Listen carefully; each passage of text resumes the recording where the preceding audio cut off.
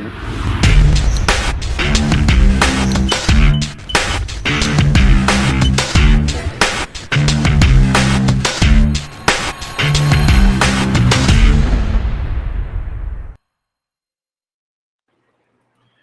What is going on, everybody? Hey, I'm back. We're back on the Junkyard Media Group YouTube page. This is the Beyond the Junkyard podcast. And beside me, like always, we got the man, the myth, the legend, K-Dog. How is it going, my friend? Junkyard Jamie, we are living life one day at a time. Time flies. Let me tell you that much. We are hanging and banging, as the old Hulkster would say, large on the East Coast here in North Kakalaki. How in the hell are you doing? I'm good. I hope everybody had a chance to let me release some stuff this afternoon on the channel earlier on with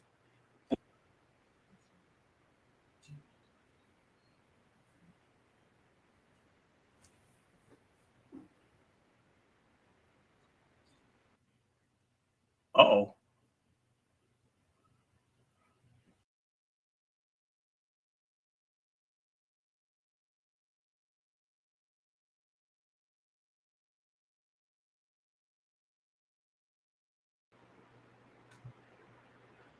All right. I don't know what just happened there. We just had a bunch of network problems. All righty.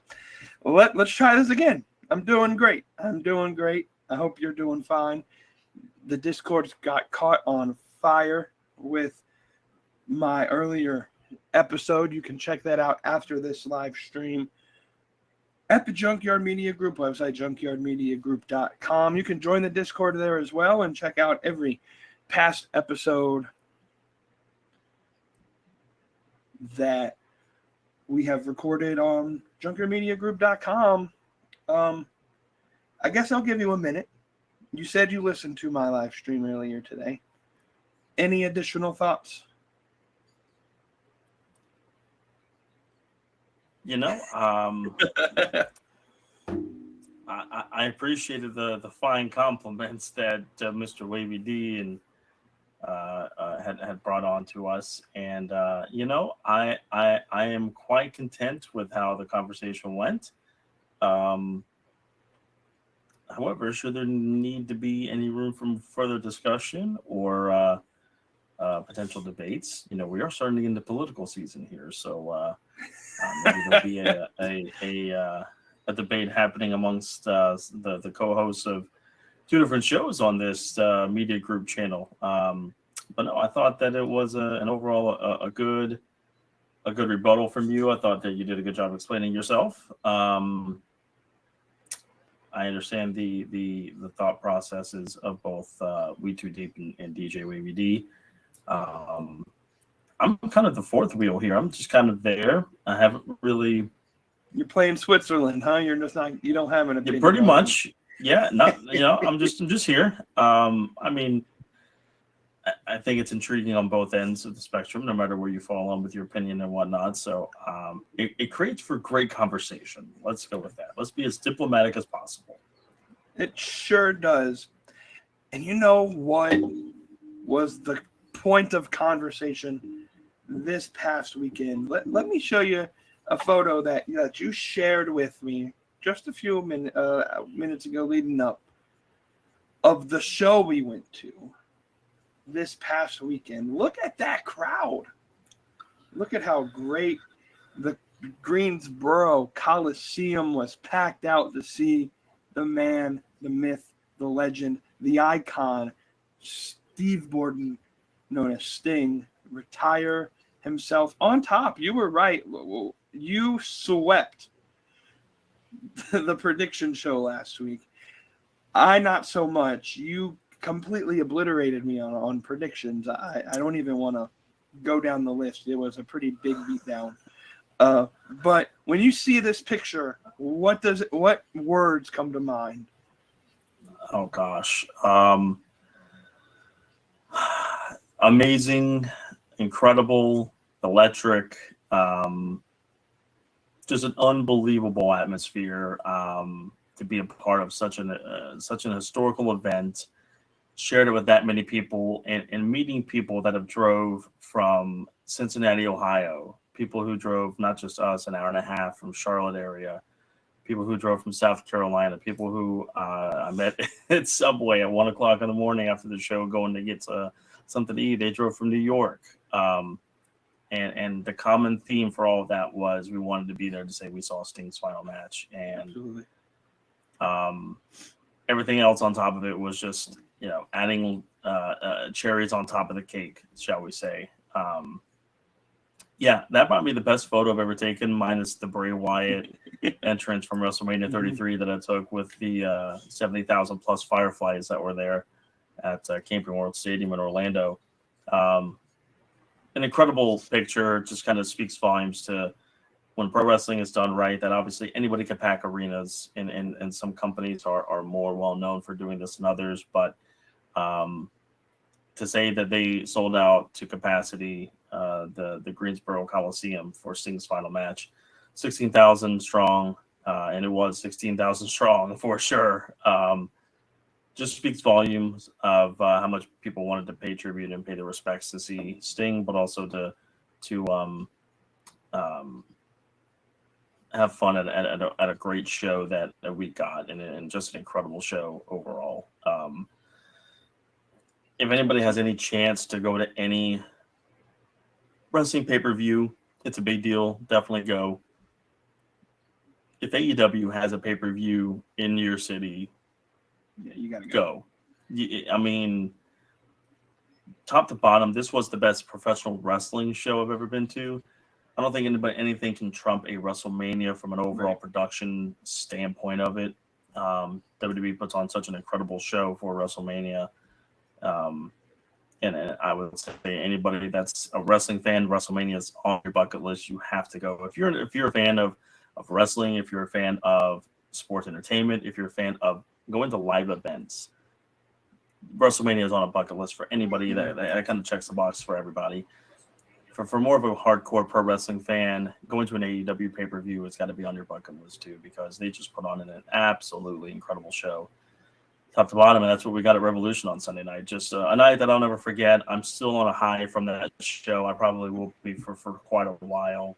Mm-hmm. Just an emotional but a really, really, really cool night overall. Yeah, I don't know if the picture really tells the story of the trek up the fucking building that we had to walk up there. I forget how steep the Greensboro Coliseum upper deck is. We were maybe 8 rows from the top, and for the price, they were actually really good seats. I wish we had more leg room near the tail end of the show. My legs were going numb. I'm a bigger dude, so I have a harder time just sitting in any stadium seat. But the seats themselves weren't terrible. The views were pretty good.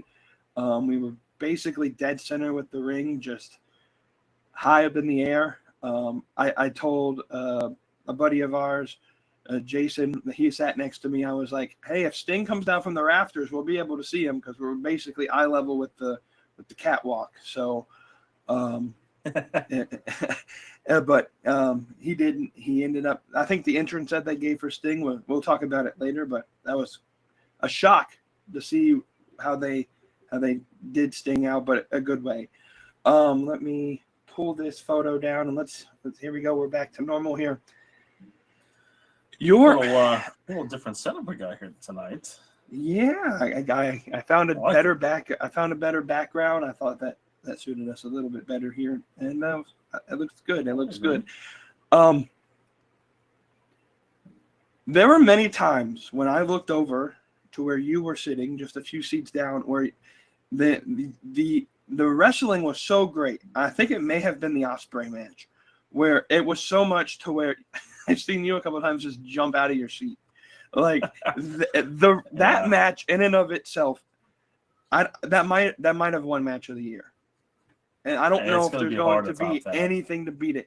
And then he pulls out this week on Dynamite and has just as equal as a performance as the pay-per-view match with Kyle Fletcher. And listen, I don't know if Will Ospreay is going to have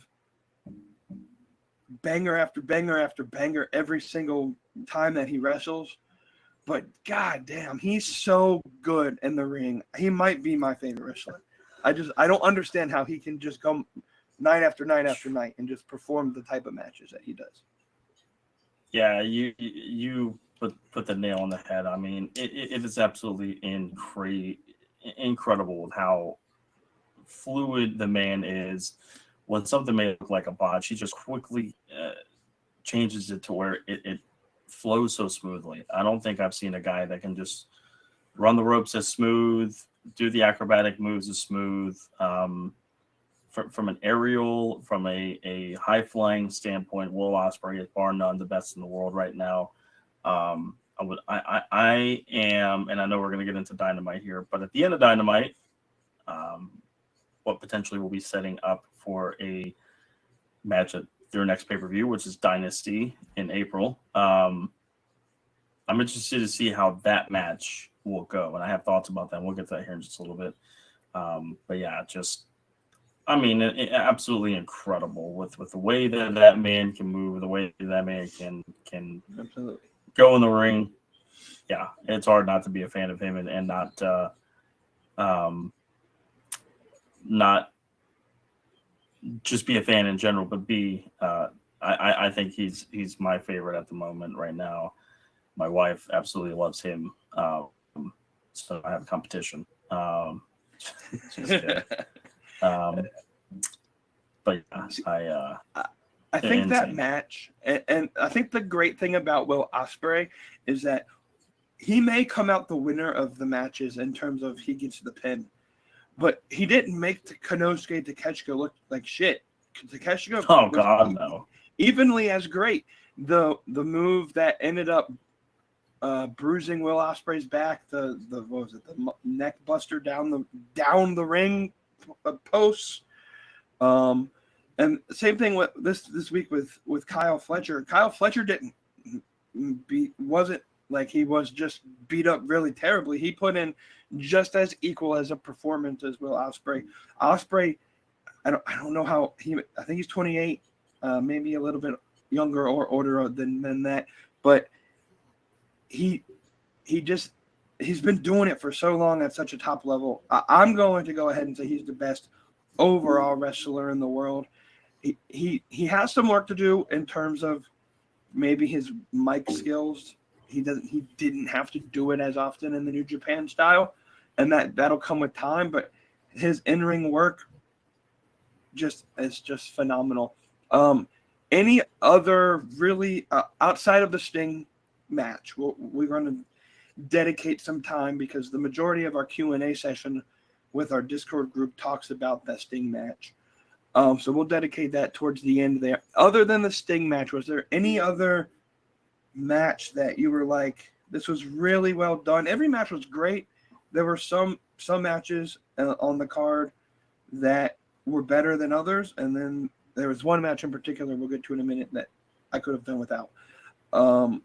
Any other highlights outside of Ospreay and Sting that you wanna reach real quick?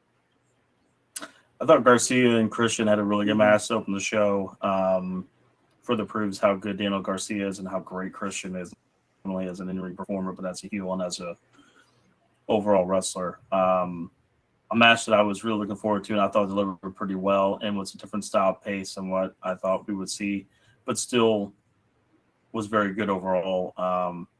The Blackpool Combat Club versus FTR. I thought that was a fantastic match. Two tag team matches on the show between on the main card, Sting and Darby, and obviously the Young Bucks, and also FTR and BCC. They both had different style matches to them. Obviously, the Sting Darby Young Bucks match was that car crash, intense action, high spot match. FTR BCC was just that overall brawling with a little bit of the grappling and the storytelling involved with it. I thought they did a really good job. That might have been one of my top three. That's definitely my top three matches of the night that were kind of underrated, I think. But they all four guys put on just fantastic performances on Sunday. Yeah, I really loved Bryan Danielson and Eddie Kingston for two reasons. One, the Daniel Garcia and Christian Cage match ends, and then we are immediately like, it was not within a minute. There was no change in pace. It was just like first match was over, and then we're starting this next match right away. It was a real change of pace, and I saw on social media that a lot of wrestling fans enjoyed that. And then they made a lot of comparisons of how it was like 53 seconds between matches between Garcia and Christian and Kingston and Danielson compared to the week prior at Elimination Chamber when it was 53 minutes between match to match at one point in time. And that it wasn't just one big travel blog for the city of Greensboro, but they actually wanted to give you the wrestling. I kind of liked the backstage segments with that Kingston match. It kind of made it feel like it was a big fight feel. We had Lexi Nero on one side, Renee Paquette on the other, as they were entering out into the ring. That was really good. And then you just got an Eddie Kingston, Bryan Danielson, New Japan style match where they beat the shit out of each other, and I loved it. It was everything that you could have expected from both of them. And so we go into Dynamite this past week.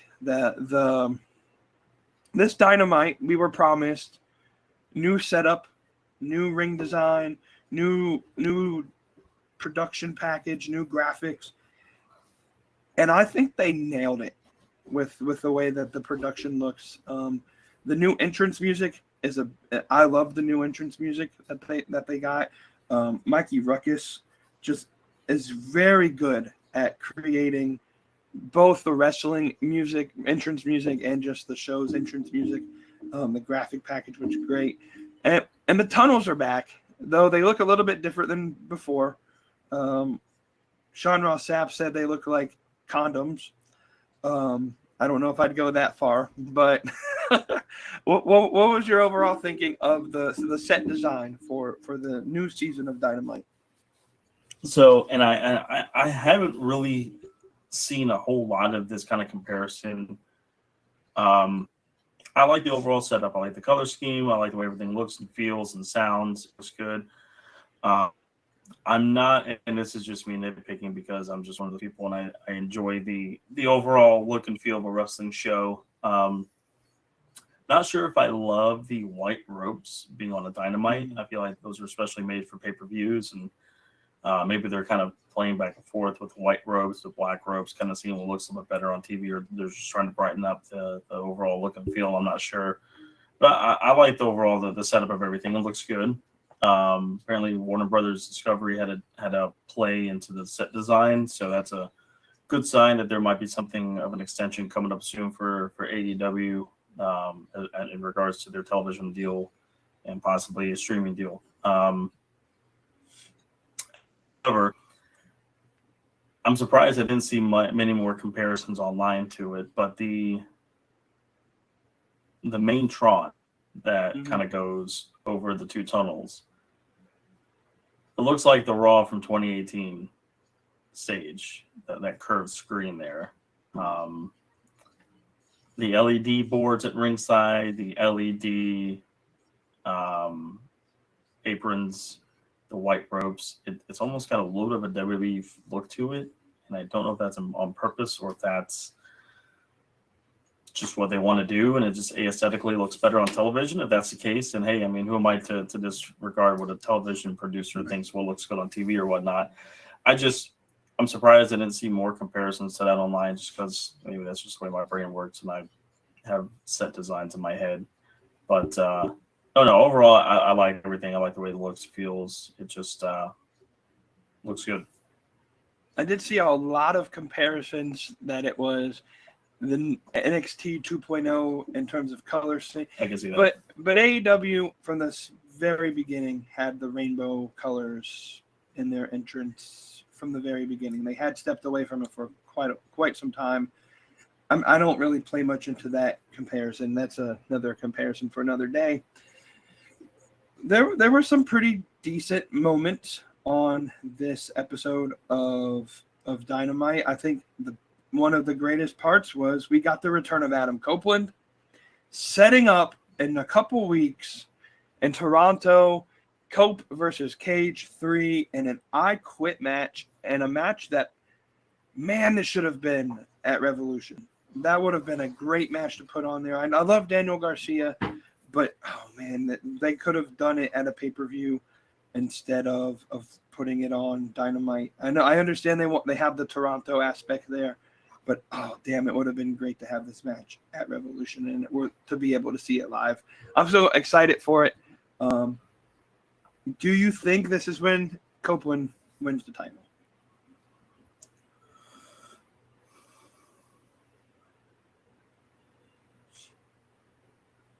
I don't know. And the reason why I say I don't know, that's such a cop-out answer. It is. From a heel-face perspective, I want Copeland to win. My biggest thing with all that is, where do both guys go, regardless of the outcome? Where does Christian go with his patriarchy? Where does Copeland go, either with the TNT title or just what happens? Like, that to me is just as important as the match in itself, as to, all right, this is awesome. It's going to be a great match. I can't wait for it. And I was an advocate for wanting Copeland and Cage on Revolution as well. And then honestly, I'm surprised they're not doing it as a ladder match, given that that's their history. But hey, it's still going to be a really kick-ass match either way. But I guess kind of having not the match at Revolution and kind of thinking a little bit more on the match and the storyline, it's going to conclude in Canada. It started in Canada. But I think my biggest thing is where is this going to go for both guys coming out of that match into new storylines or taking time off? Just kind of where it's going to go. And I think that's going to be just as important, if not more important, than the match itself. Right. And I hope they build a little bit more towards it next week and then leading up to the match the following week. Trying to think of some other big key things. We get word that Wardlow is going to fight Samoa Joe next week at Big Business and get his opportunity that he won in the Scramble match at Revolution, which I could have done without. It just kind of, I don't know. I'm not a big fan of those type of battle royal type matches. It was just a time filler, in my opinion. But Wardlow gets his number one contendership spot against Samoa Joe next week at Big Business. It's hard for me to say that Wardlow's going to win this match on TV, on free TV, when and a month afterwards they're going to have to lead up a story to have a title shot at Dynasty, and they're promoting Samoa Joe on the poster. But it leads me to this question: are we going to see interference in this match? And by that I mean, are we going to see like a return of a former champion interfere in this match? And that guy's name is Maxwell Jacob Friedman. Will we see? It's in Boston next week, pretty close to Long Island, not a whole lot of distance there. Do we see the return of MJF? Do we see some form of Undisputed Kingdom interference? Does Wardlow win? I don't know. There's a whole lot of stuff going into next week in terms of the World Championship. To me, it makes no sense to have Samoa Joe come off a match where he just beat two of the top guys just to lose it on free TV. Yeah, I would hope that doesn't happen. And I understand we need that shock value every now and then. Don't think this is the right time. It's really a heel versus a heel, tweener versus a heel. I'm going for Joe easily in this match. So I don't think there's any reason to take the belt off of him right now. But I think it will be I think we probably will see interference of some sort. I don't think it'll be logistically. MJF probably is the answer for that. Maybe they play mind games and do like little tricks, like maybe they do something on the video board and it shows something. Maybe it's like Adam Cole gets attacked backstage, or some part of the Undisputed Kingdom gets attacked, and it leads to Wardlow like, what the hell's going on type of thing, gets distracted. Joe puts on the Coquina Clutch and chokes him out, something like that. And we don't have to get MJF right then and there. But yeah, I think Joe ultimately wins this for sure. Absolutely. And then I think the biggest part of this past week's show, Kenny Omega gets kicked out of the Elite. Adam Page gets suspended. And Kazuchika Okada is now part of the Elite. And I confirmed that We Too Deep did purchase that AEW shirt. So in just a few weeks, probably about 17 days, if I know how pro wrestling teams ship out their stuff, in about 17 days, he will get that shirt. And it's going to look really good on an episode of the Slapping Meat Wrestling podcast. And listen, this is just a word of advice. Never doubt Sean Ross Sapp. Buy his $5 Patreon, and you can get all the spoilers months before they even happen. That's how I knew that he was showing up at that show. And I was so confident to take that deal. And I told you Okada was coming to AEW. But for him to come back as a heel, it just feels a little weird. But I like it. And I think long term, this is leading to the Bucks and Okada fighting Hangman, Omega, hopefully if he's healthy enough, and Kota Ibushi if he ever heals up from all the plethora of injuries he has, at All In Wembley Stadium this August or September, whenever it is. I think it's August 25th. I mean, you know, some of you don't know the date after the millions of advertisements. The millions of times they've promoted it. Yeah, so I think that's where it leads. But Okada is in AEW. And let's look at this. If you look at Wrestle Kingdom like a couple of years ago, you look at New Japan a couple of years ago, who are their top 10? Jay White, Kazuchika Okada, and Will Ospreay. And they're now all in AEW. So Tony Khan is he's willing to lose people like Brian Pillman Jr. and Sean Spears and Cody Rhodes to get what may be considered the top 3 wrestlers in the world at one point in time. Your thoughts on Okada joining the Elite and them son of a bitches as our EVPs? I thought that Sting and Darby shut him up on Sunday, and evidently that did not happen. Nicholas and Matthew are still running their mouth, but no, I very interesting. As soon as his music hit, I was like, "Oh my God, yep, this is true. This is it. It's happening." And I was excited to see him come out, and then was like, all right, they're going to have him and Eddie, and then turns on Eddie, and he obviously is joining the Elite. In a way, it's weird because like you want to embrace the guy and you want to cheer for him just because of how great of a wrestler he has been over the last decade plus.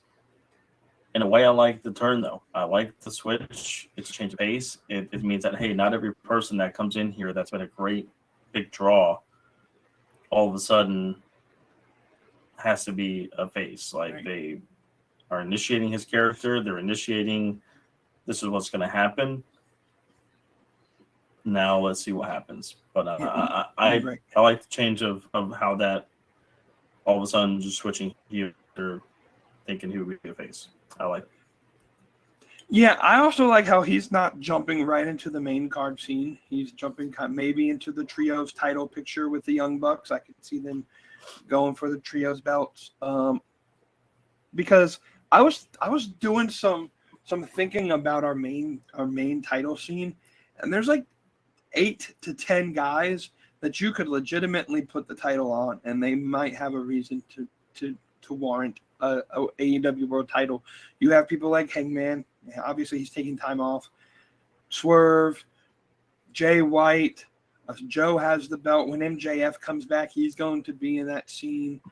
And then you could just fill in a couple of the other guys. Danielson, Moxley, Claudio, you could say that deserve maybe a world title push if they build it right. It's pretty stacked up top. So let's fill out these middle card. I know the AEW doesn't technically like to use the term mid card, but like the trios belts or the tag belts or something of that picture. Even if you got the Young Bucks going into the AEW tag title tournament, and Okada can go and fight Roddy, though he's a heel, so he probably won't go for the international belt. Maybe he'll go for the TNT belt at some point. I like the fact that he's not jumping immediately to the main scene, and he's going to work his way up the ladder, so to speak. And then we get the absolutely amazing match between Kyle Fletcher and Will Ospreay that I think they got a 10-minute overrun, I think, last night. At least five. Yeah, definitely 5 or 7. So, I mean, obviously Warner was okay with it if they pushed it that long over, setting up to the possibility of Will Ospreay versus Bryan Danielson, which is a pay-per-view quality match that we might get at the next pay-per-view. We might get some lead up to the pay-per-view. I'm intrigued to see where that leads us. And the whole Callis family situation where Don is essentially just feeding his family to Will Ospreay the last couple of matches to get him, I guess, maybe prepared for AEW or to get him some good wins. And now he's going to immediately go to Bryan Danielson on what is essentially Bryan Danielson's retirement tour. So this will be fun to see how it leads up in the next couple of weeks leading into AEW Dynasty. We didn't see a whole lot of women's action. We did get the Chris Statlander match where Stokely wanted her to cheat and she decided not to. And Riho gets the pin because Riho always has to get her wins. And she fights Willow Nightingale next week. Riho does, and she'll probably get another win next week as well. Though I think, talking about that match, it makes perfect sense for the Mercedes Moné debut to take place during the Willow Nightingale match, because Willow Nightingale is the lady who injured Mercedes Moné in Stardom for the title. And it makes perfect sense for Mercedes Moné to show up next week in Boston to interfere in that match. That's just me using common sense. I don't know how that's going to work. Leading into next week in Boston, I think I saw on WrestleTix that they just got over the 7,000 tickets sold threshold. It's supposed to be a big show, pay-per-view like atmosphere. You think they have obviously we haven't seen the whole card. We think they have enough build to push, maybe to fill out and not necessarily sell out, but sell all the tickets that they're going to sell. Yeah, I mean, they got like 700 tickets that are available right now. They could easily get that by next Wednesday. The entire lower bowl is going to be filled. And that upper deck will be filled, and that'll be good for them. It'd be nice to see Dynamite get those kind of numbers and hopefully traject upwards. I think they've done a good job with promoting it for a short amount of time that they had between this show and when they announced it. I think right at a month. I am very, very interested and intrigued to see what's going to happen as we build towards Dynasty, but also towards next week. We got Okada here in this past Dynamite, and now we're going to get probably more than likely Mercedes Moné show up. To kind of hit on a couple points from this past Wednesday, what I was alluding to a little bit earlier about Ospreay and his match type, like friend of the show, coworker, was kind of talking to us about he doesn't want to see that match every single match because that could get old, and it absolutely can. Although I think no matter how many times Ospreay does some of the moves that he does, I'll ever get tired of it. But I can understand that for sure. And that's when I told him, I said, well, if they're going to be leading with Danielson versus Ospreay at the next pay-per-view, that's going to be completely different than what Ospreay is used to. I think you'll see a little bit of high flying from him, a little bit of an aerial assault from Danielson. But for the most part, it's going to be a ground and pound, almost like a wrestling type of match, a slower pace, I think. And that's what Ospreay can need and can learn from. And I think that's a perfect opponent to do that with. And it's a good way to kind of showcase his skills and see how can he do against an opponent like Danielson, who's not the Kyle Fletcher of the world, the Takeshita of the world. He's just a different breed, different animal when it comes to matches. So that'll be a great opportunity for him to hone his craft, to get better, to see how he is with a guy like Danielson. And then to kind of spin off of what your idea was for Mercedes next week. That's a great point with the Willow thing, and it makes a lot of sense. I could also see her either opening the show or closing the show and just having her kind of like the CM Punk treatment, just having her 10, 15, 20 minutes of embracing the crowd, her hometown, that type of thing. Cuts a good promo. And then what I would like to see, if it were me penciling it in, that's a great point and a great idea for the Willow thing. I would give Mercedes the opportunity just to kind of come out and do her own thing for 10, 15 minutes. And then as she's doing that, the person that we trust the most that can deliver, our Charlotte Flair of some sorts, Britt Baker, come back, interrupt her. Obviously, Britt has done great being a heel. Mercedes obviously would be the face, and that would be a good way to interject her into the AEW scene. And she can mention the Willow thing, saying, "Oh, and Willow, I've not forgotten what you did to me last year, and you're on my radar too." And kind of go through the whole roster and list, and then we get Britt out, and then that kind of sets up her first feud and match for Dynasty. Let's give her with the girl that we've trusted to do big things and be a put her in big spots. She was there for Soraya's first match. She's back in wrestling and first feud. Let's do it again with Mercedes Moné. So that's what I think can happen. We'll see. It's going to be a very interesting show next week. Looking forward to it. Yes, absolutely. As we transition to our Q&A, we'll just kind of briefly mention Darby Allin has a match next week against I'm drawing a blank here all of a sudden. Switchblade Jay White. I think that's going to be fun to watch. Darby Allin put a promo out this yesterday, basically saying, "Hey guys, this might be my last match I ever wrestle, because I'm going to climb Mount Everest in a couple weeks and I might die." So let's just hope he doesn't, because he is a big pillar for the AEW division. And best of luck to Darby Allin as he climbs Mount Everest here in the next couple of weeks. But speaking of Darby Allin, he is the feature of our first couple. And I'm going to combine these questions into one large segment. DJ Wavy D wants us to talk about the Darby spot at Revolution. And he wants to know your thoughts on the Darby spot and if you condone that kind of spot. In addition, do you think the warning that AEW puts on the Jumbotron before the show about the front row is a professional or responsible for a product that wants to be taken seriously as a professional alternative program? And before I let you speak, I'm going to go because I don't know. I just want to start this. Yes, I condone that spot, and I like the spot, and it's the type of spot that you've come to expect out of Darby Allin. Yes, it is a high-risk maneuver, but Darby Allin is a risk taker. For God's sake, he's climbing Mount Everest in a couple weeks.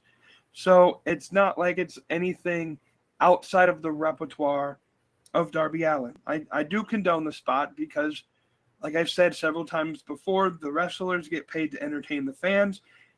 They had people and stuntmen and trainers and doctors on site to make sure that they did the maneuver as safe as possible. They didn't use real glass. In term, they used a like tempered type of glass that shatters differently, and that's why you saw it basically turn into circular pieces of, it looked like ice at that point, instead of like when glass normally breaks, it breaks off in large shards that can puncture and wound people more easily. So yes, they took all the safety precautions that they could have to make sure the spot was done as safe as possible. So I do condone it, and I am okay with Darby taking that kind of risk. Now, in terms of the warning that AEW provides, essentially they have a statement that if you sit front row, that there is a possibility that you're going to be a part of the show in some way, shape, or form. And that AEW as a company assumes no risk of or liability of injury to person or property. And I can see from a perspective how people could be upset that that's a space, that a concept, a warning that AEW has. But let me tell you something. I guarantee you WWE has the same policy in place, because that is a very normal warning that every company typically in places, not just in wrestling, but in basically every sport.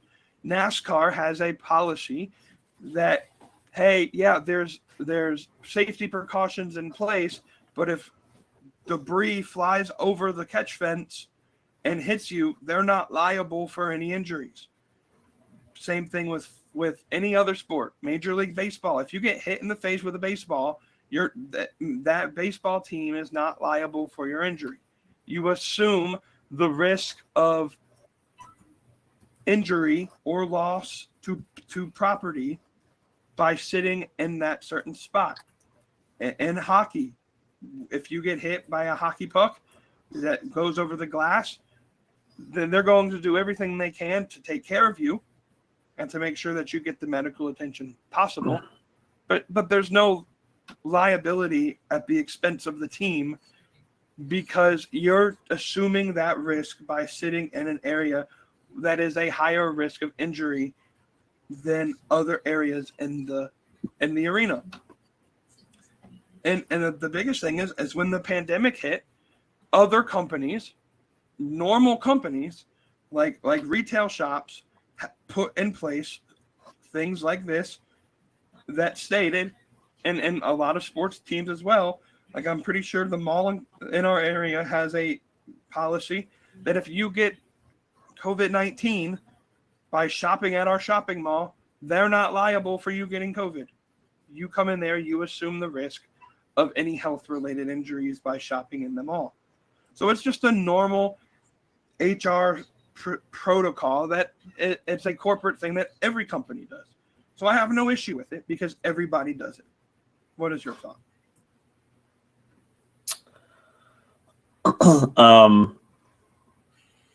Let me first start with the Darby spot. Darby had said in interviews prior to Revolution that he was going to go all out for Sting's last match because he felt like it was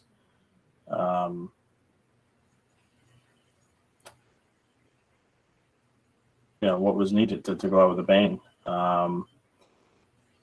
Sting said that he would do things that he had done before. He went through a pane of glass as well. To my knowledge, nobody at the show got hurt from that spot. Darby, of course, but fan-wise, I don't think anybody got hurt from that spot, or at least I haven't seen anything of that. Was the spot needed? No, it wasn't needed. But I'm not an entertainer. I don't perform like that. I leave that to the performers, and I'm there for entertainment purposes. Darby doing crazy stunts like that is nothing new, but it's just a level of how much higher he can go to up the ante and still get up. I swear to Jesus, it seems like the guy gets beat up more than anybody and does these ridiculous spots, but yet doesn't go on the injury shelf for more than a couple weeks. listening to Busted Open Radio this morning, Tommy Dreamer and Bully Ray were the hosts of the show today, and Bully had asked Tommy, because it was the first time he was on radio for this week, and said, "What do you think about that spot?" And Tommy said, people here to see the entertainment, and I'll leave it up to the performers to do that. But he said that he felt maybe that spot could have served its purpose by tables instead of glass. And I disagree with that. I don't think it would have been as intense of a spot if it were just tables, because we've seen tables break thousands of times, and they already broke tables in the match. I don't think it would have done anything for me, because it's like, all right, we've already seen 4 different tables break. Like, what's another one? It's just the glass was whatever. It was fine. And the fact that Darby stayed down for a good 15, 20 minutes to sell that,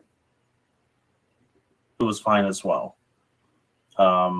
So he sold that injury as long as he could for the match purpose. And I didn't see a problem with the spot. It was what it was, and Darby is a performer and wants to entertain people and literally puts his life on the line to do so. And for that, we can only thank him for doing those crazy spots to entertain us. At the same time, you think about it, when a rock band is performing a concert, especially in their last tours or their last whatever, they're going to go out guns blazing. They're going to play all the hits. They're going to play everything in the world. They're going to have the biggest and best show ever. That's what Sunday. I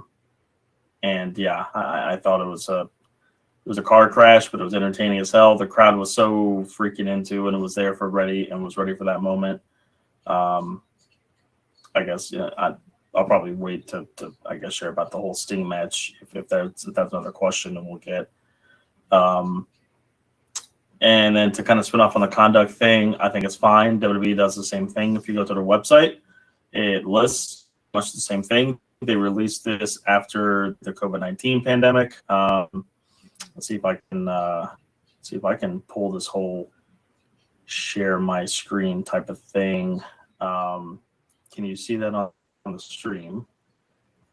I think we can. Yeah. So it says right there that going to a WWE event, a presentation of the ticket of the event, I accept an agreement to be bound by these terms, conditions, and voluntary enter into this liability waiver and release, assumption of risk, and on behalf of all persons attending with me under the tickets purchase.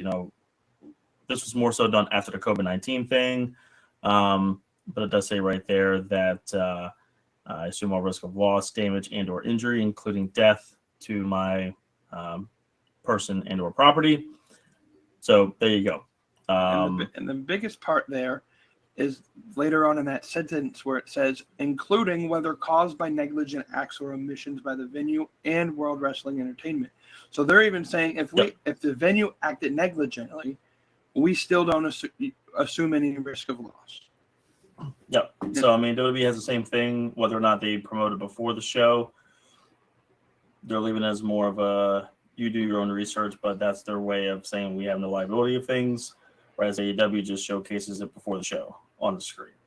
So, yes, thank you, Sting. Mr. Clodfelter says, thank you, Sting. Yes. I'll get into that whole thing in a little bit. But yeah, I have no problem with it. It's just a liability thing. Companies do things for liability things all the time. WWE does it. AEW does it. No problems. Right. And even the company that we work for on our day job has liability statements in their leases that we got to go through.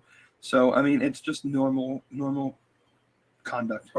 Let's go on to let's talk about the Sting match with this question. We Too Deep asked, what was the point of having Sting win when he's retiring? Well, let's talk about the whole Sting match, and I'll let you answer this question, because to be honest, I'm probably going to have the same opinion as you on this. But let's talk about the Sting match. Sting wins. He goes out as champion, and what I thought was a really solid main event quality match. There was a lot of confusion in the arena that night because on the pre-show they had announced that the triple threat match between Swerve, Joe, and Hangman was going to main event. Like that was on 0 Hour, and then the actual main event was the Sting match, and I wonder if it was just like a last minute pivot, and then them realizing, oh, we're gonna have to clean up a whole lot of glass, so maybe we should just do it last. Talk about the Sting match. Why did Sting win? He's retiring. What does it do for the company to have the guy go out on top? So it is more or less an unwritten rule in wrestling that when you go out of a territory, when you are leaving, you lose. You put people over. And if you read the articles from Sports Illustrated, if you read the articles from the Players Tribune, from the Athletic, whatever, that have covered this event and have covered extensively inside the last match of Sting, he wanted to lose. Sting did not want to win the world. Sting did not want to win. He wanted to give the moment and the momentum to the Young Bucks. And Tony Khan said, no, you deserve this. You deserve to go on top. We're going to buck tradition. One night of doing this isn't going to kill the company, isn't going to kill the industry. How Sting went out in WWE, how Sting went out in TNA,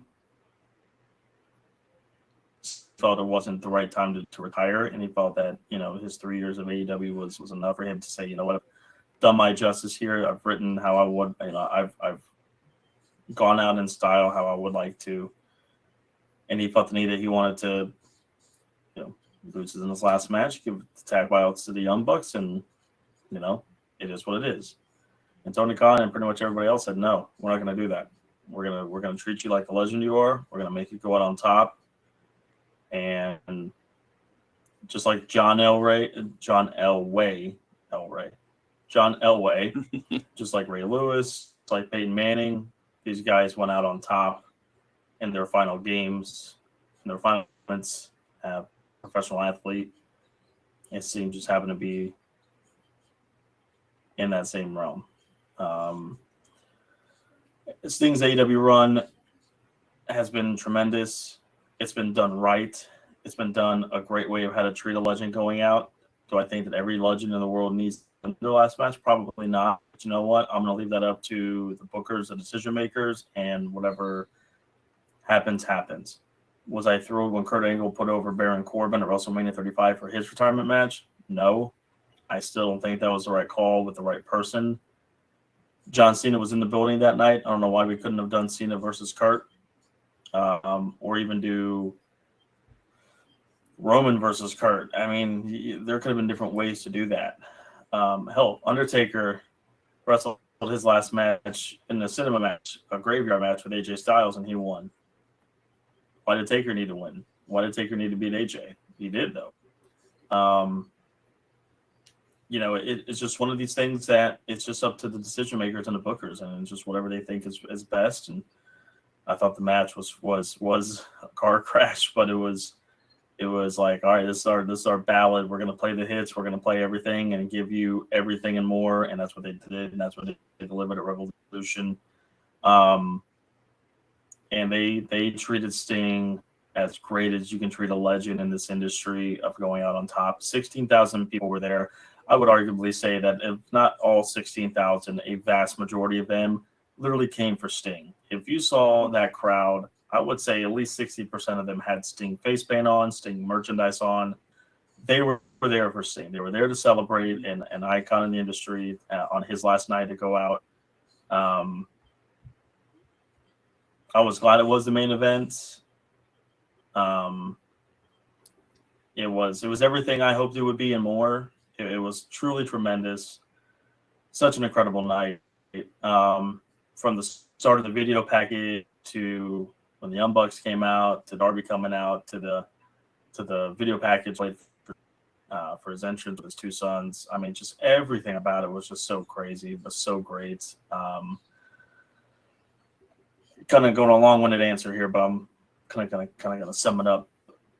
I never really got to experience Sting as a kid, watching him in person. My first time seeing Sting in person was at a TNA pay-per-view in 2009, and I was 13 years old. And it was cool saying that I got to see my favorite wrestler win. He was a world champion. He retained his title. And I thought it was awesome. And the next time I saw him was January of 2024 when we went to Collision, and he wrestled there and won.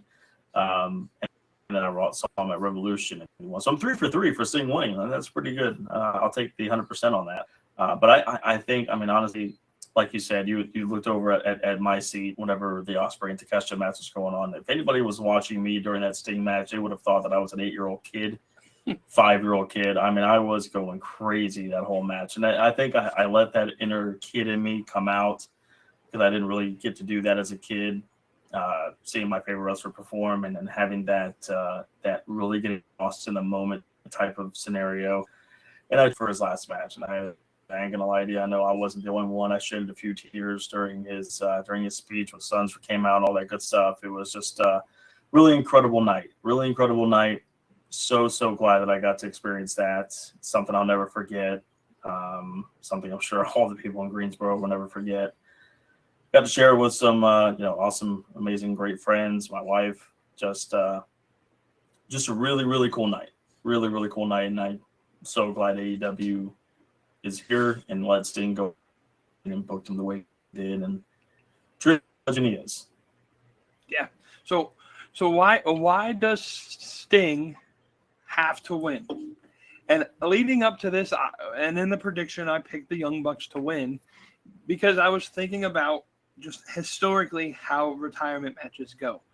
But you get into that arena and Sting wins, and it flickered something in my mind. Like Sting had to win that match because Tony Khan is not about following wrestling tradition per se. He's broken a lot of rules and that are traditional professional wrestling rules because Tony Khan is a wrestling fan in and of himself.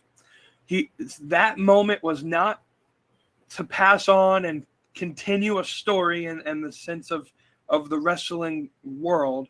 It was to create a moment and a event that can last forever, and that they can say Sting went out not only as tag team champion but undefeated in AEW. And it was just a moment in time that can sit well with AEW history when AEW is 15, 20 years old and they start running back moments and AEW's history. There is Sting in his time with the company where he retired on top. And it's just a moment that I can say, you can say, everybody that was in that arena, who again, like 95% of them was probably wearing some form of Sting attire. They were there for Sting. There were 2 merch tables, I believe, set up, basically all filled with Sting merchandise. And they sold out of everything. They sold out of merch. That was Sting's moment. That was everybody coming together from just several different places to celebrate an icon. When you said there were 16,000 plus people, it sounded when Seek and Destroy came on, it sounded like there was 80,000 people in that arena. Yeah, it was a moment. That was awesome. I don't know if it was the biggest pop I've ever heard live. I think the Hardys at WrestleMania might still have that. But it was very close to a time where you're just lost in the moment. And look, I didn't grow up watching WCW by any chance. So I don't know the lure and the history of Sting. And there are people that are super passionate about Sting. But at that moment in time, when you're sitting there and you're like, I'm witnessing history. I'm a part of something that will never be done again. The one part about the match that I was just really confused about was when Ric Flair just laid on top of Sting for about a minute and a half. I think maybe Rick had a brain fart. Didn't know what was going on. Right. I was like, what are you doing, Rick? And then you get super kicked into oblivion.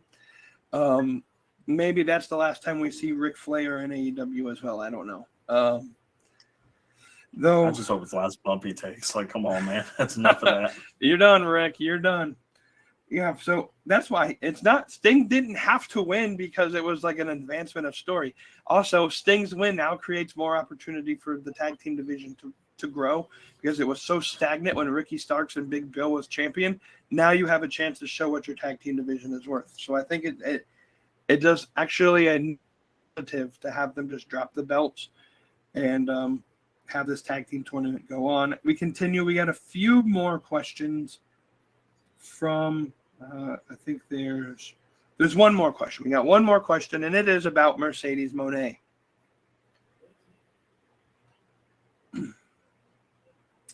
We Too Deep writes, I've heard the casual perspective on why they think Sasha chose AEW. But as a more hardcore fan, what's your opinion on why she chose AEW?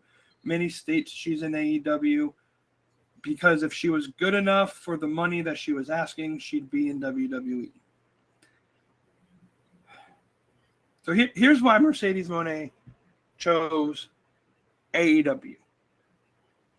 Simple as put, they offered her more money. I think if WWE met her contractual demands that she wants, she would have gone to WWE with her friend. But also at the same time, I think it's money. Plus, she can kind of choose her own schedule. We've kind of already seen what they've done with Naomi as she came back, and now she's just like jobbing out to Tiffany Stratton. Naomi's going to be in no better place than where she was before she left. Just kind of stuck in the mid card. And maybe when they go back to Orlando, Florida, she'll win the title for a couple weeks. Who knows? And that's where Mercedes Moné was going to go if she returned to be Sasha Banks in AEW. Because let's just be honest. You're not pushing Becky down the ladder. You're not pushing Bianca down the ladder. You're not pushing Rhea down the ladder. And when Charlotte gets back, she just gets an automatic spot at the top of the mountain. So where does she legitimately fit in the women's division? Now, you can say the same thing about our women's division, but I can easily say that Mercedes Moné is probably going to, if not have a title opportunity basically right away, but jump right into the main title picture really fast or have a spot in AEW's division. So she has an opportunity to kind of create her own schedule, make the money that she wants to make. Listen, I don't know if you saw the rumored number that Okada got from AEW. It's like a 3-year deal worth like $14 million. They paid big money for Okada. I'm sure they're going to pay big money to get Moné. I heard she got a 5-year deal.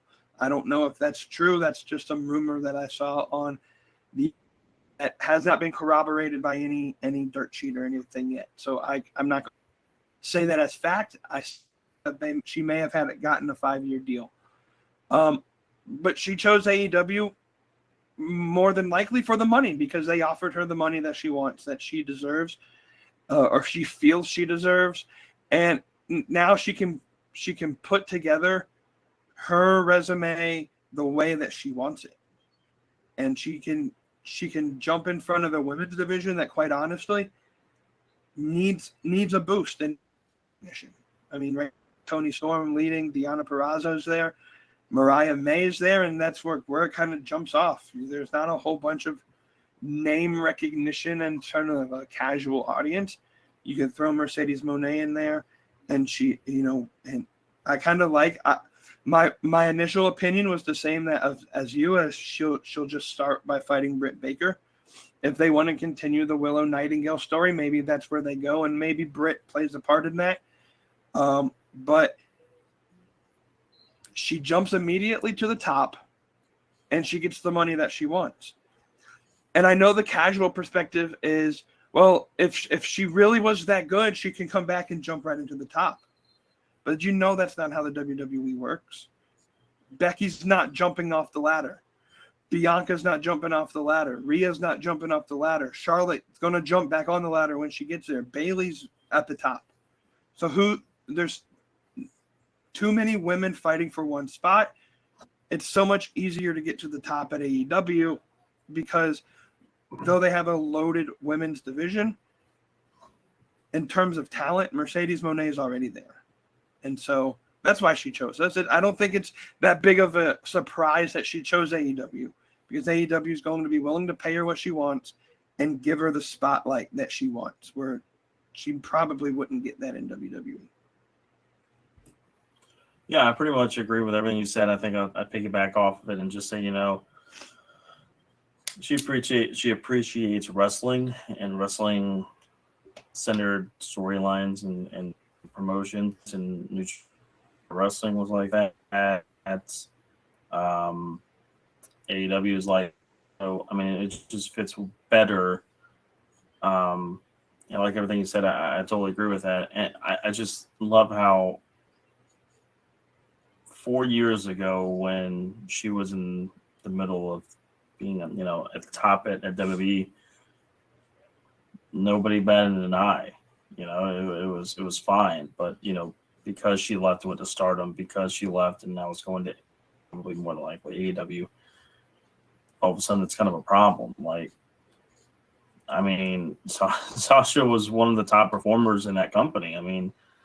God, one of my top 10 favorite matches of all time, not just women's matches, but top 10 matches of all time is Sasha and Bayley at TakeOver Brooklyn in 2016, 2017, whatever it was, 2015. Was it the ladder match? 2014. Or the Yeah. TLC match? No. The Iron Woman match? It was at TakeOver Brooklyn. I honestly think it was just a regular one-on-one match, and Bayley pinned her with the Bayley Belly. But it told such an amazing story. From little Izzy getting a face full of Sasha, and Sasha making Izzy cry, and just the entire emotion of that match. It led people to cry. It led people to just feeling so proud and so happy for that match, because it was such an incredible match and told such a great story. And Bayley finally got her just due and beat Sasha and won the NXT Women's title. Just a quick aside real quick before you continue. That match was so long ago that Izzy is now wrestling.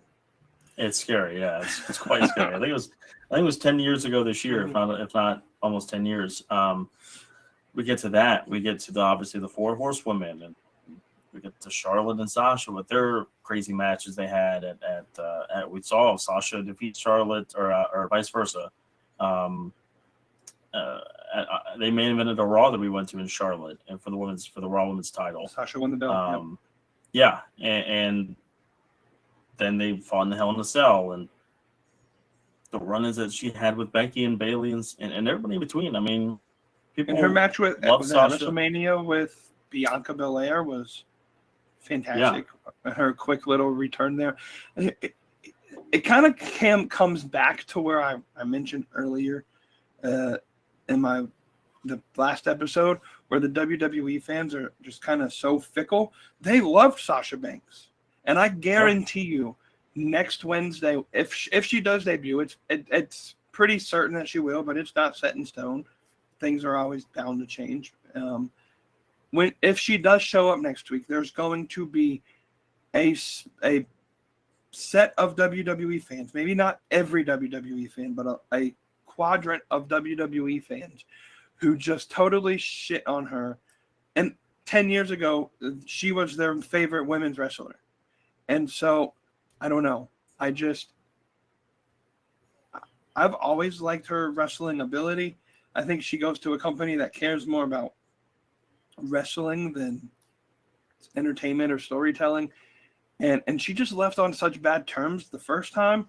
It never sat well with me, to the fact that she may come back. I don't, even though Vince is gone now and it's a new regime, he likes to say, I still don't think she would fit in with the style of wrestling that WWE wants to put together. But yeah, I cut you off, so I'll let you continue. No, you're good. That was pretty much my synopsis of things. It's just, 10 years ago, she was in a triple threat match with her, Charlotte, and Becky for the newly appointed WWE Women's Championship at WrestleMania 32, and they stole the show. They absolutely stole the show. It was match of the night on that card, and all three women came out megastars after that, and the whole Women's Evolution thing happened, and people were loving Sasha in that whole run. just because your dude's left, I mean, I'm one to say that because I've always despised Cody after he left AEW. Sell out. You just turn on people like that, but like, just be happy for the performer. They're going for whatever they think is best for them, and they're able to still continue their career and make a living out of it and do what they do for fun. And whether or not money was involved, I know it is. And usually the two biggest things when it comes to performers, Eric Bischoff has said this, Jeff Jarrett, any old school wrestling person will say that the two biggest C's in the sport in the wrestling industry are cash and creative. And if Sasha felt she wasn't going to get the cash and get the creative, and AEW offered her that, there you go. That's all that needs to be said. And we'll see how it turns out if and when she shows up next week, how that hopefully ignites the women's division, and we give them a bunch of more time on Collision, on Rampage, on Dynamite. And we really build up this division and make it to where we know it can be. It's just got to get there and get the dedication, the time, and the storytelling. And hopefully we're on our way up there. Absolutely, absolutely. Hey, we didn't mention it at the top of the show, but we are a WWE Shop partner. Link in the description box below. Click on that link, and you can buy your WrestleMania gear as we lead into WrestleMania season. If I remember correctly, I got to pull this up. I'm pretty sure that The Rock got a new shirt. Let me pull it up. I'm pretty sure that he did. You can get your Paul Heyman WWE Hall of Fame t-shirts on there. Bull Nakano's now going to be introduced as well. Kudos to both of them for making the Hall of Fame, both well-deserving. Yes. That'd be a good time to get your Paul Heyman, I'm a Paul Heyman guy or girl shirt. Correct, Amundo. Here, let me pull this Rock shirt up. I don't know if you've seen it. Come on now. Share screen. There is the slap heard around the world, I guess.